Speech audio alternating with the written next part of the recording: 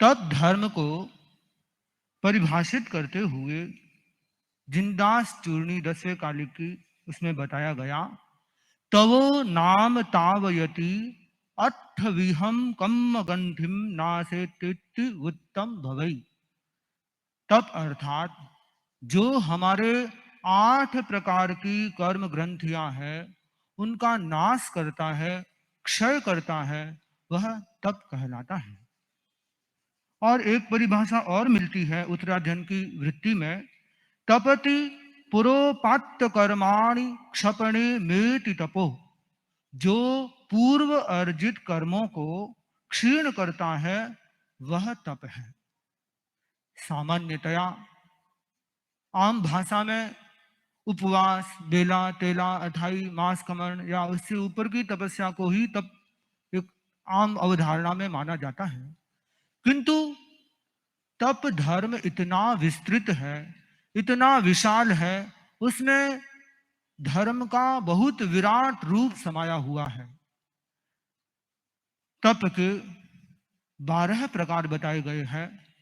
उत्तराधन सूत्र में बताया गया, सो तवो दुविहो वुत्तो बाहिरभ्यंतरो तहा बाहिरो छब्बिहो वुत्तो एवं अभ्यंतरो तवो।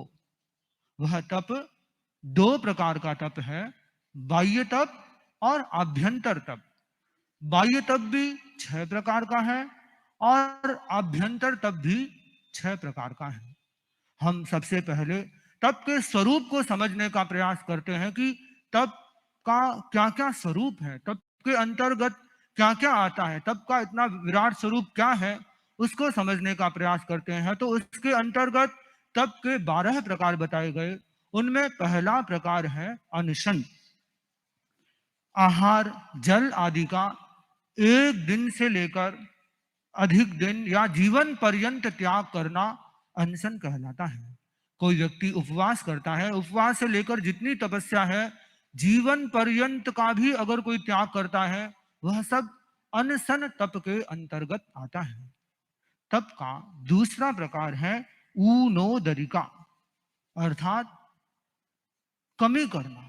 कोई व्यक्ति अपने आहार की मात्रा में कमी करता है, वह भी ऊनोदरी तप है।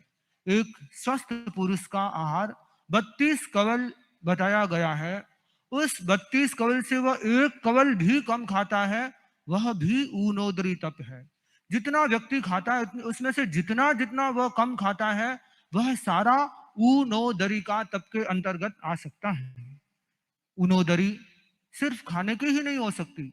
कोई व्यक्ति किसी के भीतर कषाय ज्यादा है, क्रोध आदि, उसको भी कम करता है, वह भी ऊनोदरी हो सकती है।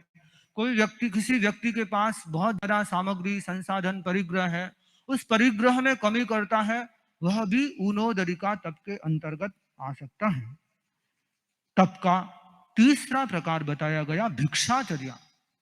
अभिग्रह पूर्वक भिक्षा का संकोच करना, एक इसका वृत्ति संक्षेप भी नाम आता है। किसी अभिग्रह से तपस्या आदि करने को इस तप के अंतर्गत माना जाता है। तप का चौथा प्रकार है रस परित्याग।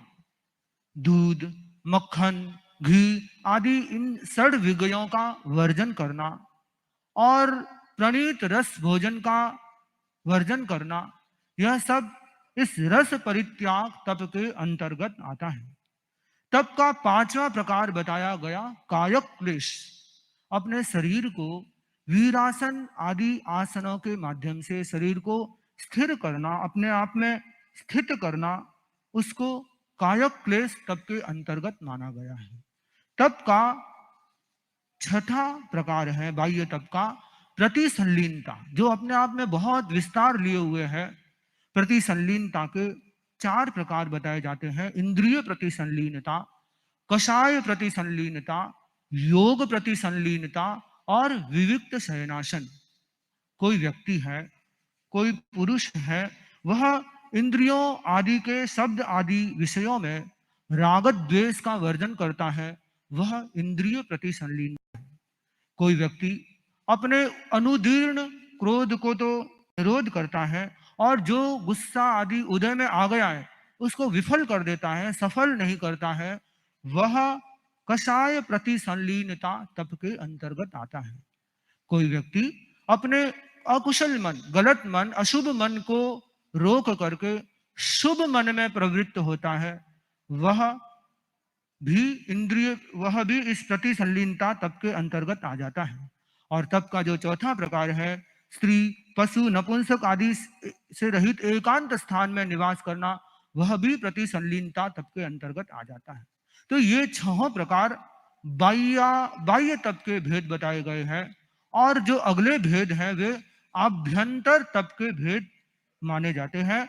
उसमें पहला प्रकार है प्रायश्चित्त, आभ्यंतर तप का पहला प्रकार। और तप का वैसे सातवां प्रकार है प्रायश्चित्त। चित्त की विशुद्धि के लिए, चेतना की विशुद्धि के लिए व्यक्ति अपने दोषों की शुद्धि करता है, उसका प्रायश्चित्त लेता है, प्रतिक्रमण आदि करता है, वह प्रायश्चित्त तप के अंतर्गत आता है। तप का आठवां प्रकार वैसे विनय है। देव, गुरु, धर्म के प्रति श्रद्धा रखना, विनय भाव रखना, उनको आदर देना, सम्मान देना, ये सब विनय तप के अंतर्गत आता है।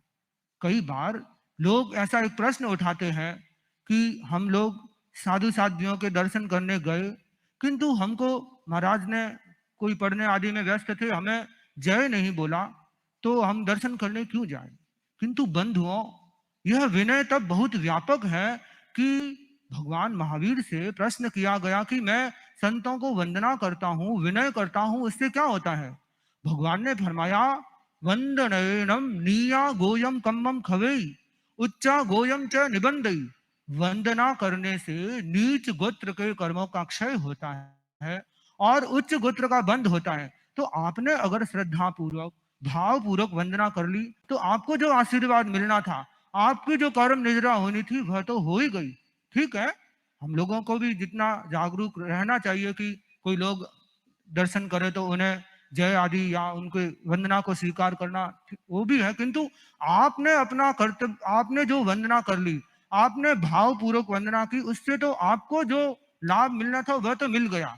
इसलिए ऐसा नहीं सोचना चाहिए कि कभी गए, किसी कारण से आपको जय नहीं मिली या हाथ उठाकर आपकी वंदना स्वीकार नहीं की गई, उससे कोई फर्क नहीं पड़ता है। विनय करने से देव, गुरु, धर्म के प्रति हमारा जो विनय है वह ही अपने आप में तब बन जाता है और उससे ही हमारी आत्मा की विशुद्धि, शुद्धि हो जाती है। तपस्या का अगला प्रकार है वैयावृत्य। किसी संयमी साधु को शुद्ध आहार आदि से उसकी निर्वध्य सेवा करना, वह वैयावृत्य तप के अंतर्गत आता है। तप का अगला प्रकार है 10वां प्रकार स्वाध्याय। किसी को अध्यापन करना, वाचना देना, धार्मिक चर्चा के संदर्भ में प्रश्न प्रतिप्रश्न करना, सीखे हुए ज्ञान को चितारना या पढ़ना, अनुप्रेक्षा करना, चिंतन करना या धर्म कथा करना, ये सब स्वाध्याय के अंतर्गत आता है। परम पूज्य गुरुदेव प्रतिदिन अपने प्रवचन के माध्यम से हम सबको जो धर्म कथा के माध्यम से उपदेश देते हैं, हमारे मार्ग को प्रशस्त करते हैं, हमारे भीतरी अंधकार को दूर करके आभ्यंतर प्रकाश को उद्घाटित करते हैं, वह सब इस स्वाध्याय तप के अंतर्गत आता है। और आप लोग भी जितना स्वाध्याय पुस्तक पढ़ते हैं, कोई गीत चितारते हैं, ये सब स्वाध्याय तप के अंतर्गत आता है। तप का 11वां प्रकार बताया गया ध्यान। ध्यान के 2 प्रकार होते हैं, शुभ ध्यान, अशुभ ध्यान। जो आर्तक ध्यान है, रौद्र ध्यान है, वह अशुभ ध्यान है। और धर्म ध्यान और शुक्ल ध्यान ये शुभ ध्यान है। तो आर्त रौद्र ध्यान को छोड़ करके, अशुभ ध्यान को छोड़कर शुभ ध्यान, धर्म ध्यान आदि में संलग्न होना, वह ध्यान तप के अंतर्गत आता है। और तप का जो अंतिम प्रकार बताया गया व्युत्सर्ग, उसको परिभाषित करते हुए बताया गया कि शरीर की हलन चलन आदि प्रवृत्तियों को छोड़ धर्म के लिए शरीर तथा उपधि आदि का विसर्ग करना। तप को मार्गानुसारी कहा गया कि वह बहुतों को मार्गानुसारी बना देता है। तप करते करते इतने कर्म हल्के हो जाते हैं कि मिथ्यात्वी व्यक्ति भी ज्ञान, सम्यक दर्शन प्राप्ति की दिशा में आगे बढ़ जाता है। और तप की आराधना से वह कई बार तो व्यक्ति हमारे आगमों में असोचा केवली का प्रसंग आता है।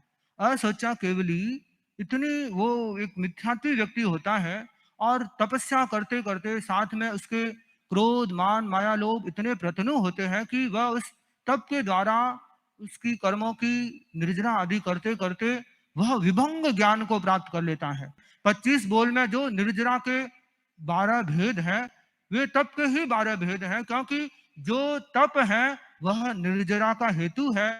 तो कारण और कार्य में अभेद करने से जो तप के 12 भेद हैं वे ही निर्जरा के भेद बन जाते हैं। इसलिए हम इस तप की आराधना में अपने आप को संलग्न करके करोड़ों करोड़ों भवों के संचित कर्मों को क्षय करने की दिशा में आगे बढ़ सकते हैं।